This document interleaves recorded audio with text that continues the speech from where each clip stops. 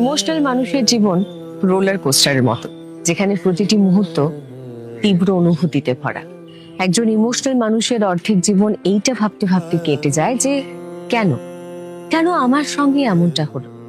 আমি তো কারোর সঙ্গে খারাপ কিছু করিনি, বরং জীবনে যার জন্য যতটুকুই করেছি ভালো ইন্টেনশন থেকে করেছি, সামনের মানুষের ফিলিংসকে প্রায়োরিটাইজ করেছি।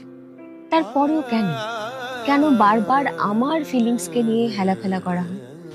একজন ইমোশনাল মানুষের ভরসা ভেঙে গেলে সে শুধু এই কারণে কষ্ট পায় না যে সামনের মানুষটা তাকে ছেড়ে চলে গেছে, বরং নিজের ইনভেস্ট করা ফিলিংস গুলোর প্রতি এতটা অবহেলা দেখে তার আরো বেশি কষ্ট হয়।